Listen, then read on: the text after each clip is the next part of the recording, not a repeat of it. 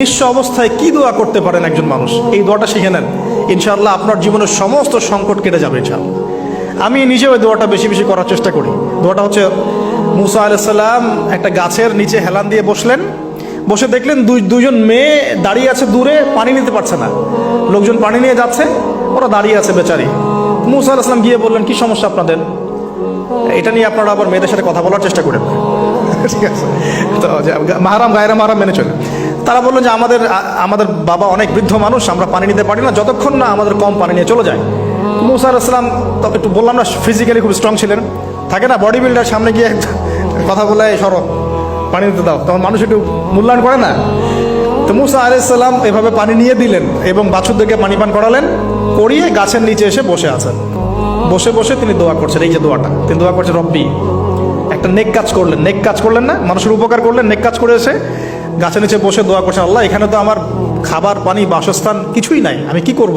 রব্বি ইন্নি লিমা আনজালতা ইলাইয়া মিন খায়রিন ফাকির, রব্বি ইন্নি লিমা আনজালতা ইলাইয়া মিন খায়রিন ফাকির। আবার বলেন, রব্বি ইন্নি লিমা আনজালতা ইলাইয়া মিন খায়রিন ফাকির। অর্থ হচ্ছে, হে আল্লাহ, তুমি তোমার পক্ষ থেকে আমার উপরে যে নিয়ামতগুলো দিবে, আমি এর জন্য ফকির হয়ে বসে আছি। আল্লাহ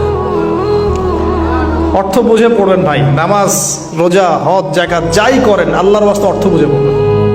অর্থ বুঝে পড়লে আপনার ইবাদতের স্বাদ পাবেন, তৃপ্তি পাবেন, আল্লাহর সাথে কানেকশন হবে, আল্লাহর নূর পাবেন, মাআরিফত পাবেন, সত্য স্বপ্নও দেখবেন তখন ইনশাআল্লাহ। তখন শুয়ে শুয়ে সত্য স্বপ্ন দেখবেন ইনশাআল্লাহ। আল্লাহ পাক তৌফিক দান করবেন। এবার আল্লাহ পাকের সাহায্য নেমে আসলো, ওই দুই মেয়ের মধ্যে একজন হেঁটে হেঁটে চলে আসছে। এবার এই মেয়ের হাঁটা সম্পর্কেও কোরআন কথা বলেছে, সুবহানাল্লাহ। এই মেয়ে কিভাবে হেঁটে এসেছে এই হাঁটার বর্ণনাও কোরআন দিয়েছে। কোরআন বলেছে এই মেয়ে হেঁটে আসছে লাজুক পায়ে। এখন আপনি এই পুরো ওয়ার্ল্ডের মেয়েদের হাঁটা দেখেন, লজ্জা আছে? তাহলে মেয়েদের সাথে লজ্জা একটা গভীর সম্পর্ক আছে। এই মেয়ের প্রশংসা আল্লাহ পাক কোরআনে করলেন, লাজুক পায়ে লাজুক ভঙ্গিতে অবনত নয়নে সে হেঁটে আসলো। এখন আপনি কেলে যান, গো টু খেল, আপনাদের টুইন টাওয়ারে যান, দেখেন সবার হাঁটার চলা দেখেন। হায়া লজ্জার কোনো বালাই আছে এখানে? আমি গত লেকচারে বলেছিলাম যে আদম আলাইহিস সালাম এবং হাওয়া আলাইহিস সালাম, ইবলিস তাদের সাথে প্রথম যে আচরণ করেছে ওই ফল খাওয়ানোর পরে, সেটা কি? তাদের গা থেকে পোশাক খুলে পড়ে গেছে, মানে নগ্ন করে দিয়েছে আমাদের পিতামাতাকে, মহাবিশ্ব নগ্ন করে দিয়েছে কে? ইবলিস। তো এখন এই পৃথিবীতে আমরা যারা নগ্নতার চর্চা করছি, তার কার এজেন্ট আমরা বুঝতে বাকি আছে? আমার কথা কি বুঝতে পারছেন কি না? এই কানেকশন মিলানোর চেষ্টা করেন, ডটসগুলো মিলানোর চেষ্টা করেন। সামনে যাই প্রিয় ভাই, এই মেয়ে এসে বলছে, আমার বাবা আপনাকে ডাকেন, আমার বাবা আপনাকে ডাকছেন। তিনি গেলেন, বাবা শুআয়ব আলাইহিস সালাম। তখন এক বোন ইনডাইরেক্টলি বাবাকে বোঝাচ্ছে যে বিয়ে শাদী দিলে ভালো হয়। এক বোন বলছে যে আপনি তো তাকে পুরস্কৃত করতে চাচ্ছেন, তাহলে এরকম কবিউন আমিন একজন মানুষকে সবচেয়ে ভালোভাবে পুরস্কৃত করা যায় তার যথাযোগ্য প্রতিদান দেওয়ার মধ্য দিয়ে। তো মেয়ের ইশারা বাবা বুঝেছেন, তিনি নিজের এক মেয়ের সাথে মুসা আলাইহিস সালাম বিয়ে দিলেন, সুবহানাল্লাহ। তবে শর্ত দিলেন, দেনমোহর কি? মোহর তো নাই। মোহর কি? এবার মোহর হচ্ছে 8 বছর তোমাকে আমার ফার্মে কাজ করতে হবে। এটা আগেকার একটা স্টাইল ছিল, সুন্নাহ। এটা এখন নাই যদিও, আগে এরকম ছিল যে দেনমোহর দেওয়ার জন্য এই একটা পদ্ধতি ছিল। যেমন ইয়াকুব আলাইহিস সালামের ক্ষেত্রেও এরকম 7 বছরের কথা আসছে, তিনি 7 বছর তার শ্বশুরের ফার্মে কাজ করেছেন। এটা নতুন ছিল না ওই সময়, এটা কমন ছিল। এখন যেমন আমাদের দেশে কমন 10 লাখ টাকা মোহর হবে, 10,000 টাকা দিব, বাকিটা সব বাকি, তাই না? তো এরকম আর কি কমন কিছু বিষয় থাকে আর কি। আস্তাগফিরুল্লাহ, মাফ করো। বলবে বাসরাতে, বলবে আমাকে মাফ করে দাও। শুরুতেই নিজের গায়রথহীনতার পরিচয় দিল। আবার এদিকে শ্বশুরের কাছে মাশাআল্লাহ মোটা আমাকে ডোনেশন নিতে চাচ্ছে, যৌতুক। বিয়ে আমাদের ওখানে মাশাআল্লাহ মানে কেনা বেচা, মেয়ে বিক্রি করতেছে আর ছেলে কিনতেছে। এবার 8 বছর পূর্ণ করা হলো, তিনি আরো 2 বছর 10 বছর পূর্ণ করলেন। এই 10 বছরে মুসা আলাইহিস সালাম নববী পরিবেশ পেলেন, অভিভাবক পেলেন, স্ত্রী পেলেন, প্রেমময়ী সন্তান ইত্যাদি সবকিছু। এবার আল্লাহ রাব্বুল আলামিন তাকে মিশরের দিকে যাওয়ার যে সময়টা এখন হয়ে গেছে, 10 বছর হয়ে গেছে, মিশরে যেতে হবে। যাওয়ার পথে স্ত্রীর প্রসব বেদনা উঠেছে।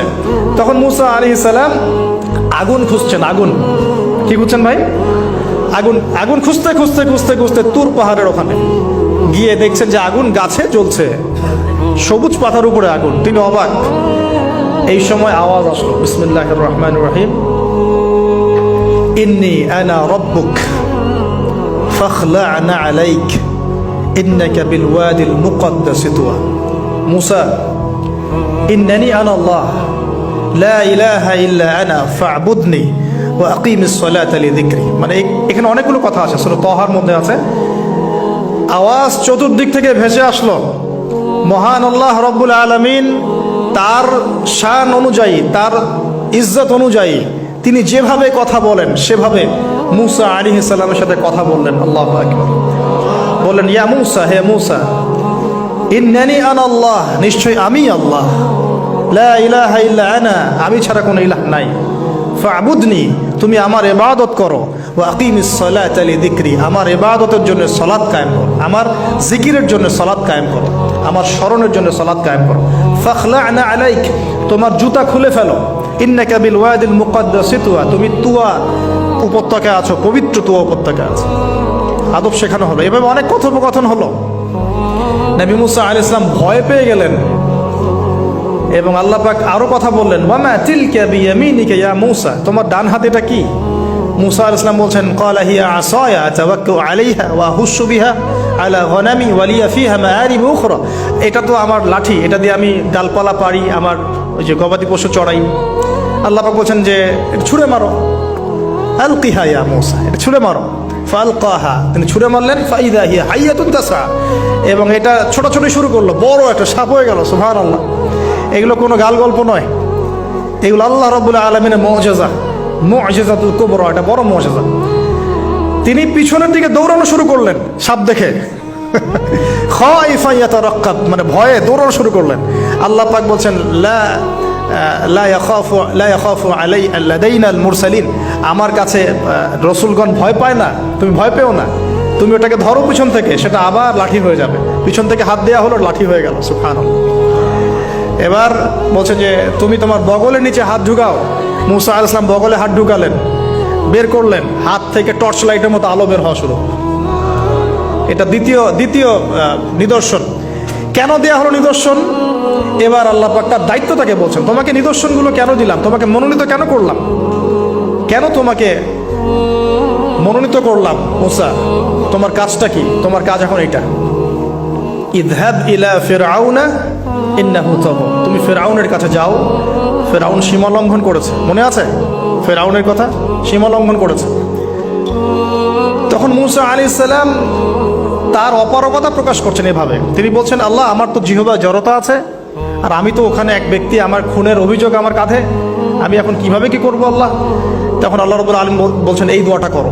কোন দোয়া? মুসা আলাইহিস সালাম বললেন, রব্বি ইশরাহ লি সাদরি, হে আল্লাহ, আমার বক্ষ প্রশস্ত করো, ওয়াসসির লি আমরি, আমার কাজকে সহজ করে দাও, ওয়াহলিল উকদাতাম মিন লিসানি, আমার জিহ্বার সমস্ত জড়তা দূর করে দাও, ইয়াফকাহু কাওলি, যাতে মানুষ আমার কথা বুঝতে পারে।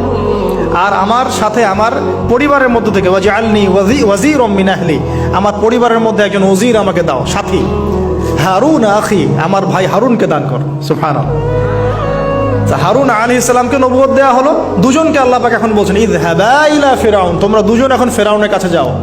ফাইন্নাহু তাগা ফাকুলা লাহু কাওলান লাইয়িনা, তবে তাকে গিয়ে কর্কশ ভাষায় কথা বলবে না, নরম স্বরে কথা বলবে। দায়ীদের এখানে সুন্নাহ, দায়ীদের জন্য শিক্ষা আছে, দায়ী আলেম যারা মুবাল্লিগ তাদের শিক্ষা আছে। ফিরআউনের সামনে গিয়ে দাওয়াত দিলেও কিভাবে দিতে হবে? ফাকুলা লাহু কাওলান লাইয়িনা, নম্রভাবে কথা বলো। লাআল্লাহু, কেন নম্রতার সাথে? লাআল্লাহু ইয়াতাযাক্কারু আও ইয়াখশা, হয়তোবা নম্রতা প্রদর্শন করলে সে উপদেশ গ্রহণ করতে পারে, অথবা সে আল্লাহকে ভয় করতেও পারে। আল্লাহ পাক তো আগে থেকে জানেন সে ঈমান আনবে না, তারপরেও আমাদের আদব শিখাচ্ছেন আল্লাহ পাক এখানে। তারা দুজন চলে গেলেন, দাওয়াত দিলেন। ফিরআউন মশকরা করছে, ওয়ামা রব্বুকুম ইয়া মূসা, তোমাদের দুজনের রব আবার কে? হ্যাঁ, মুসা আলাইহিস সালাম বুঝাচ্ছেন, রব্বি আল্লাযী, আমার রব সেই রব যিনি জীবিতকে মৃত করেন, মৃতকে জীবিত করেন, ইত্যাদি। মানে যার হুকুম ছাড়া একটা গাছের পাতাও নড়ে না, যিনি মাটি থেকে সব উৎপন্ন করেন, বৃষ্টি বর্ষণ করেন, সব বুঝালেন।